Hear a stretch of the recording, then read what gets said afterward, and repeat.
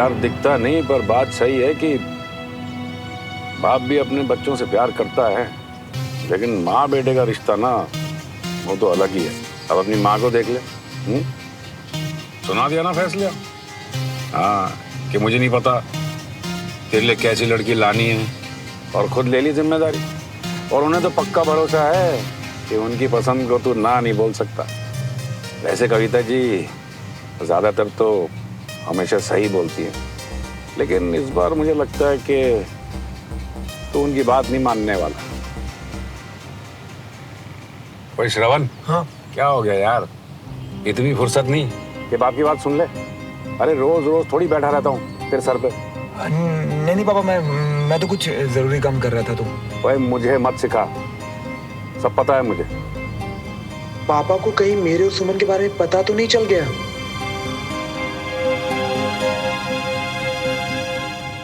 वैसे भी बाप की बातों पर ना ध्यान देना तो बच्चों की आदत बनती जा रही है आजकल। लेकिन तू परेशान मत हो। हाँ,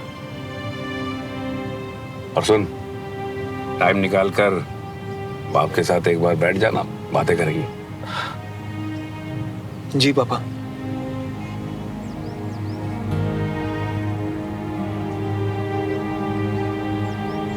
रागिनी, जल्दबाजी में लिए हुए फैसले हमेशा गलत साबित होते हैं, और ये तो तेरी लाइफ का सबसे बड़ा फैसला है। भाभी, मेरे लिए आसान नहीं था ये फैसला लेना। 100 बार सोचा, तब जाकर ये फैसला लेने की हिम्मत आई है मुझ में। अब नहीं बदलेगा।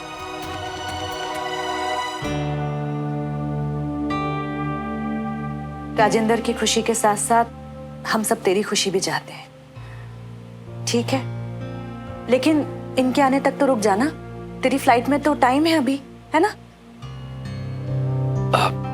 रागिनी, अगर तुम्हें सही लगे तो अपनी टिकट्स मुझे मेल कर दो।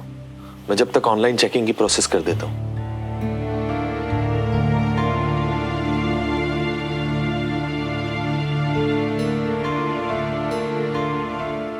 सेम किया। मिल गया, मैं प्रोसेस करता हूँ। आ बैठ। रागिनी, एक बात बोलूं? राजेंद्र ना बदल गया है। बीच में बेचारे पर जो बुरा वक्त आया ना, उसने उसे बदल दिया है। अब तो मुझे वो पुराना वाला राजेंद्र दिखाई देता है। सॉरी भाभी, लेकिन मैंने ध्यान नहीं दिया। रागिनी, जिंदगी में सबसे गलतियां होती हैं, और सबको दूसरा मौका भी मिलना चाहिए ना। राजेंद्र भी इस दूसरे मौके को डिजर्व करता है। हम जो डिजर्व करते हैं भाभी, क्या हमेशा हमें वही मिलता है? हम मुझे ही देख लो ना। मैं जानती हूँ, जब उसे परिवार को संभालना चाहिए था वो नहीं संभाल पाया। तो क्या एक गलती और रिश्ता खत्म? भाभी, डिपेंड करता है कि गलतियां कितनी बड़ी हैं, और सिर्फ एक गलती तो नहीं थी ना। तो तू क्या राजेंद्र से बिल्कुल प्यार नहीं करती अब? रागिनी, तुमने अपने टिकट्स चेक किए थे? नहीं, क्यों?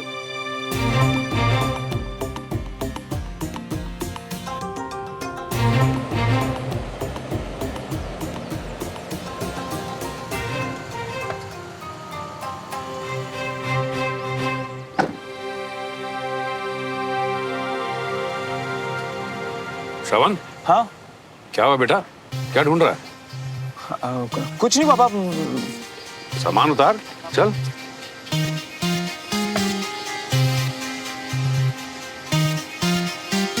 अरे चल जल्दी करना।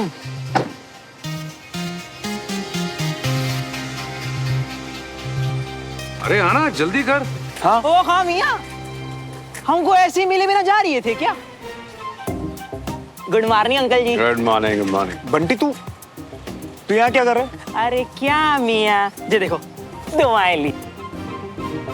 देखो मियाँ, ऐसा है, हमको जैसे ही पता चला ना कि अंकल जी तुमको घर से यहाँ एयरपोर्ट के पार्किंग में छोड़ने आ रही है, हम फट से भागकर यहाँ आ गए। और अब एयरपोर्ट के पार्किंग से एयरपोर्ट के डिपार्चर तक हम तुमको साथ में छोड़ेंगे। क्यों अंकल जी? अच्छी बात है, चलो तीनों चलते हैं डिपार्चर पर। अब पापा वो डिपार्चर गेट तो पास में ही है, तो मैं बंटी के साथ निकल जाता हूँ। आप घर जाओ ना। और हाँ, वो चाची को भी तो जाना है ना आज। चाचा के साथ तो जाएंगे नहीं, तो आप ड्रॉप कर देना एयरपोर्ट तक। ठीक है बेटा, चल तू अपना ध्यान रख। हाँ ठीक है पापा। और सुन, कभी कभी फोन कर लिया कर। हाँ ठीक है पापा। ठीक है। बाय अंकल जी।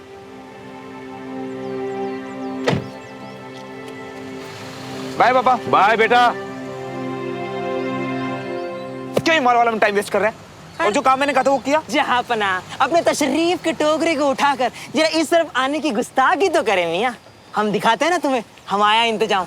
आ जाओ मियाँ, लगेज भी उठा लियो, आ जाओ। चल।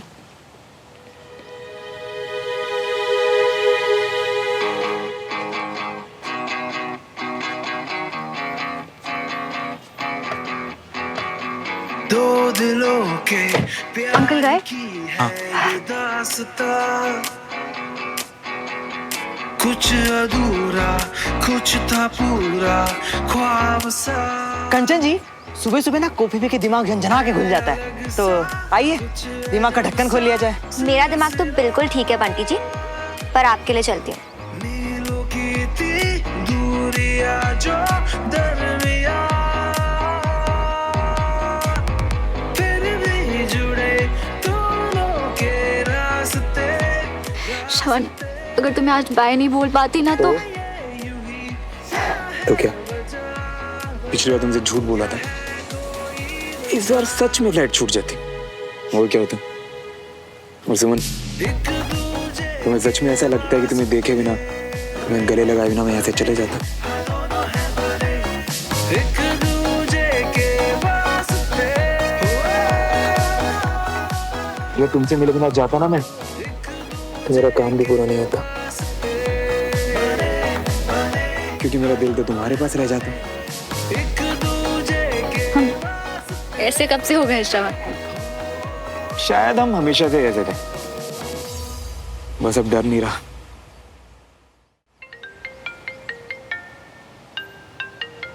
चाची। जी चाची। श्रवण, ये कब की टिकट बुक करा दी तूने? टिकट तो आज की बुक की है चाची मैंने। नहीं श्रवण, 1 महीने बाद की है। जब बुक करा था तब नहीं ध्यान दिया? चाची वो शायद जल्दी में ना गड़बड़ हो गई मुझसे, प्लीज माफ कर दो। अब तो टिकट भी अगले हफ्ते की मिलेगी। पता है, इसीलिए तो इतनी परेशान हूँ। मेरा बहुत इंपॉर्टेंट काम था श्रवण, अब मैं फंस जाऊंगी यहाँ पर।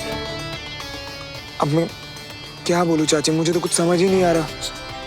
अच्छा ठीक है, अब तू ज्यादा परेशान मत होना, ठीक है? जी चाची। चल ठीक है।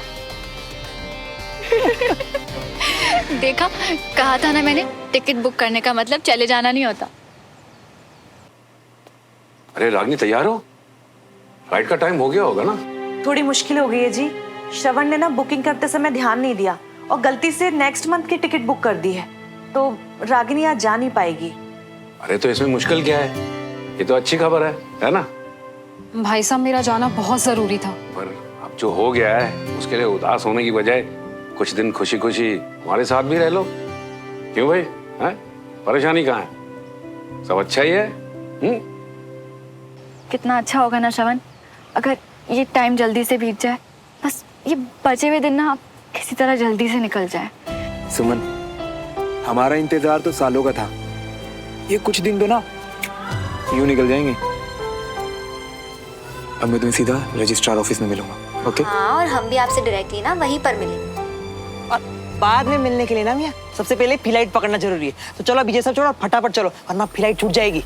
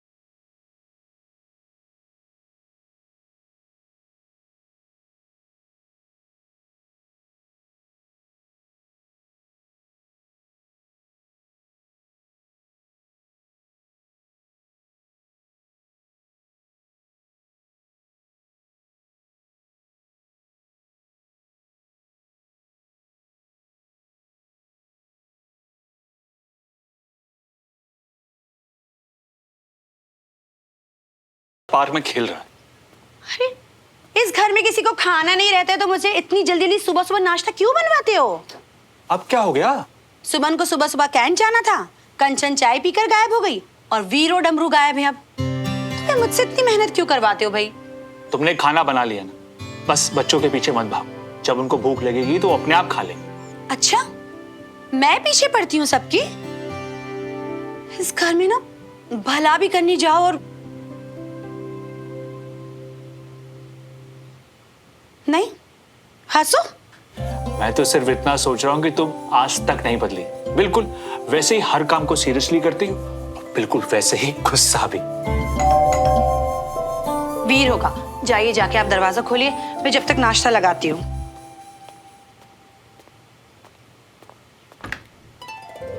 अरे वाह गुजराल साहब, क्या ये? नमस्ते। एकदम सही समय पर आए हैं। बीना गर्मा गर्म पराठे बना रही है। अरे वाह। आइए प्लीज बैठिए, प्लीज। वैसे मैं नाश्ता करके ही आया था, पर अब बीना भाभी हर चीज बनाती इतना बढ़िया है कि शक लेंगे थोड़ा। वैसे माफ कीजिएगा, मैं बिना बताए ही आ गया। अरे कैसी बात कर रहे हैं गुजराल साहब? विजय भाई साहब के हर दोस्त का स्वागत है हमेशा हमारे घर में। अरे भाई साहब नमस्कार। अरे नमस्ते भाभी जी। लीजिए भाई साहब, हाँ, आप भी लीजिए। गरम गरम पराठे हैं, ये लीजिए। अरे वाह। एक्चुअली काफी दिनों से आप लोगों से मिलना नहीं हुआ था, तो सोचा कि आप लोगों से मिलना भी हो जाएगा और सुमन को एक अच्छी खबर भी सुना दूंगा। वैसे कहाँ है सुमन? सुमन तो घर पर नहीं है, पर अच्छी खबर। हाँ देखिए, अभी कुछ फाइनल तो नहीं है, पर प्रमोशन की लिस्ट में सुमन का भी नाम है। अरे वाह, प्रमोशन? अब कैप्टन सुमन से मेजर सुमन होने वाली हैं। अरे वाह भाई साहब, आज सुबह सुबह तो आपने बहुत ही अच्छी खबर सुना दी। वैसे लोग अभी अंदाजा ही लगा रहे हैं, बाकी सब तो लिस्ट आने पर ही फाइनल होगा। वैसे सुमन गई कहाँ है? अरे वो आपके यहाँ कैंडी तो गई है, आज मेडिकल कैंप है ना वहाँ। Medical camp? नहीं तो, वो तो आज छुट्टी पर है।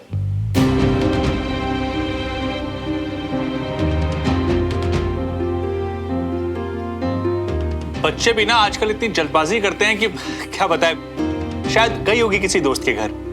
शायद।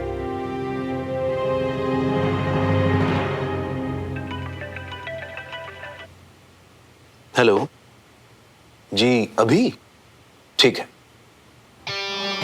सॉरी, माफ कीजिएगा, मुझे जल्दी निकलना पड़ेगा। चल साहब, नाश्ता तो थोड़ा। अरे नहीं नहीं, थैंक यू, मैं फिर कभी आता हूँ।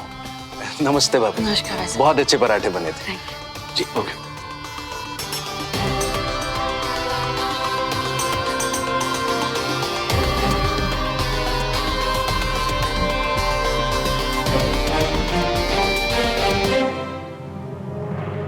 इतनी बकवास करा था ना, मैं सोची थी क्यों गई मैं इसके साथ।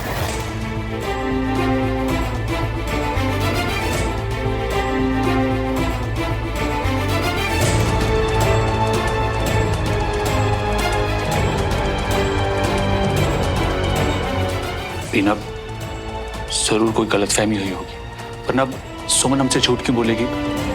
देखो, गुस्सा करने से बेहतर है कि प्यार से पूछो, ताकि वो और झूठ बोले। हरगिज़ नहीं। अब इस झूठ के पीछे जो भी नाटक होने वाला है ना,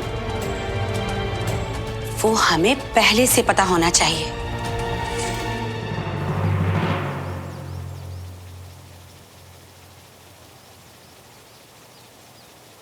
कॉफी का टेस्ट आज भी वैसा ही है चुमरी।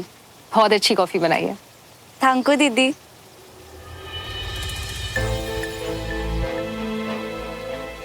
चुमरी, एक कप कॉफी मेरे लिए भी रहना। जी।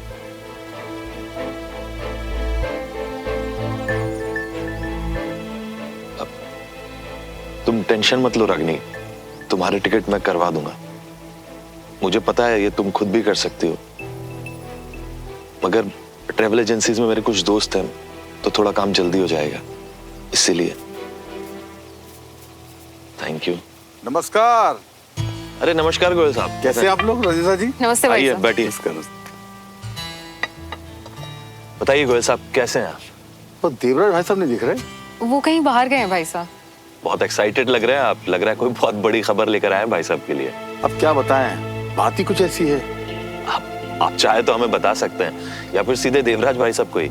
आप लोग तो उनका परिवार है, पर ये फैमिली को बताने वाली प्राइड बात है, तो हम इनके लिए चाय लेकर आते हैं जी। मैं एक कॉल अटेंड करके आती अरे भाभी आप तो रुकिए, आप तो राजेंद्र जी की पत्नी है ना, बाद में ही आपसे सलाह करेंगे। ढूंढने को तो सब कुछ पता चल जाता है। जानते हो तिवारी हाउस को किसने खरीदा? किसने? अरे आपके भतीजे श्रवण ने।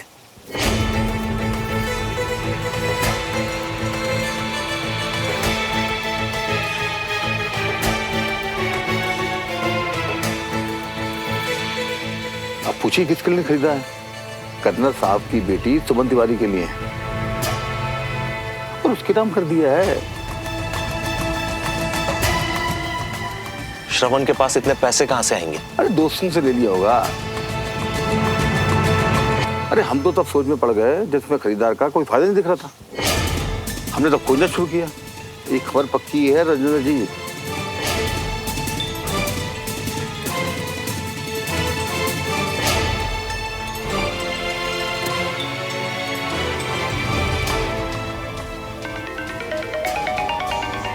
चलो मैं चलता हूँ, मुझे अर्जेंट मीटिंग में जाना है ना? ओके, नमस्कार।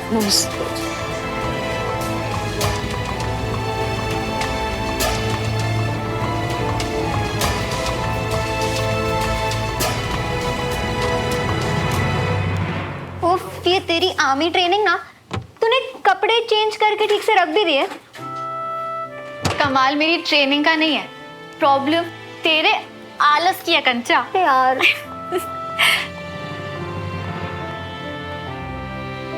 कहाँ गई थी तू? चाची बताया तो था सुबह की मैं। तेरी मेडिकल कैंप वाली स्टोरी का सच कर्नल गुजराल साहब हमें बता के जा चुके हैं।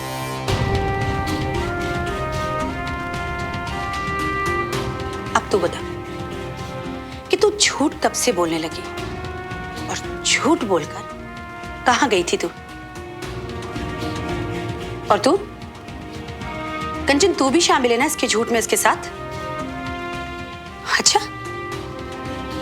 नहीं बोलना दोनों ने? खुश है सुमन? कंचन को बहुत कुछ सिखाना था तुझे, लेकिन देख क्या सीखा उसने तुझसे? झूठ बोलना। नहीं मम्मी आप। अच्छा, अब अपनी बहन को बचाने के लिए तेरी जुबान खुल रही है? सुमन, वैसे भी आज की डेट में मैं तुमसे कुछ ज्यादा उम्मीद तो रखती नहीं, लेकिन हाँ, मैंने इतना नहीं सोचा था कि तुम इतनी आसानी से मुझसे झूठ। श्रवण को छोड़ने एयरपोर्ट गई थी।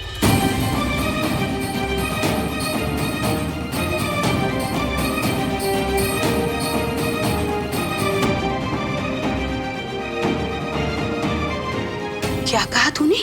सच, सच ही तो सुनना था ना आपको, यही सच है।